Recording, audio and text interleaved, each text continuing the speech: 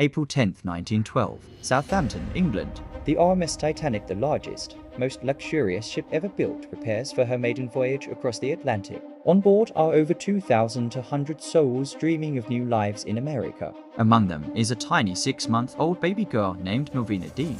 She is the youngest passenger on the ship. No one knows it yet, but she is about to become part of one of the most famous tragedies in history, and one of its most powerful stories of hope. Millvina's father, Bertram Dean, is a 25-year-old shopkeeper. He has sold his business in England and booked third-class passage for his family. His dream is simple: open a small tobacco shop in Kansas City and give his children a better future. His wife Eva holds baby Millvina close as they board. Her older brother, Bertram Jr., just 2 years old, clings to her hand. They are hopeful, excited. The ship feels like a floating palace, even in third class. The future seems bright. For 4 days the voyage is peaceful. The Titanic cuts through the calm Atlantic. First-class passengers dance in grand ballrooms.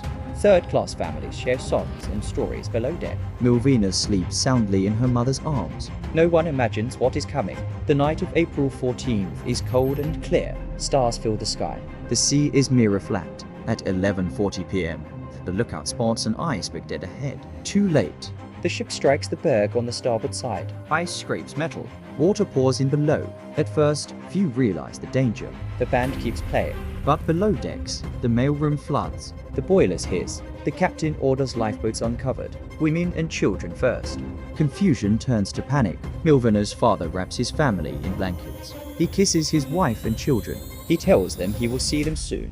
He stays behind to help others. He never makes it to a boat. Millvina, her mother Eva, and brother Bertram are loaded into lifeboat 13. It is one of the last boats to leave. As they row away into the freezing darkness, they look back.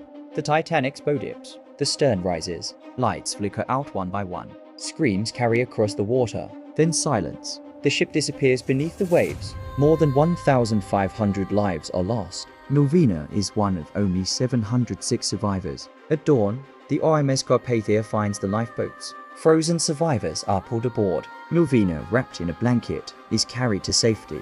She arrives in New York Harbor as a tiny orphan of the disaster. Newspapers call her Titanic's miracle baby. The world mourns, but Millvina lives. She grows up. She lives a full, quiet life. She marries. She has children. She becomes the last living link to that night. Decades later, Millvina begins to speak publicly. She attends reunions. She visits memorials. She meets descendants of other passengers. She never expresses anger or bitterness. She says simply, "I was lucky." She lives to be 97 years old, the longest life of any Titanic survivor. She passes away in 2009, almost a full century after that cold April night. What makes Millvina's story powerful is not just that she survived. It's what she carried forward. She never let tragedy define her. She chose hope. She chose to live fully. She showed the world that even from the deepest darkness, a sinking ship in the middle of the ocean light can still emerge. A second chance can still be given. Today, as we stand at the end of 2025, many of us feel like we are in our own cold ocean. Losses, failures, dreams that didn't survive. But Millvina's life reminds us, survival is not the end of the story. It's the beginning. Your second chance is still waiting. Your hope is still alive. The ship may have sunk, but you are still here. So ask yourself, what is the one thing you're still holding onto? What hope are you carrying into 2026? Whatever storm you face this year, you are still floating. You are still breathing. And that means your story isn't over. Millvina Dean never forgot the night she was saved. She carried it quietly, but she carried it forward with grace. Let her remind you. From the youngest Titanic survivor came one of history's strongest messages. Hope always finds a way, even when the water is rising. So this is for you, whoever is watching right now. If 2025 tried to sink you, rise anyway.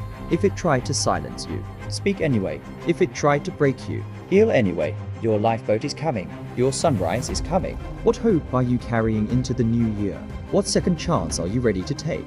Drop it in the comments. I read every single one. Subscribe to Catalyst Chapters if stories like this light something inside you. Thank you for watching. May your 2026 be filled with second chances and unbreakable hope.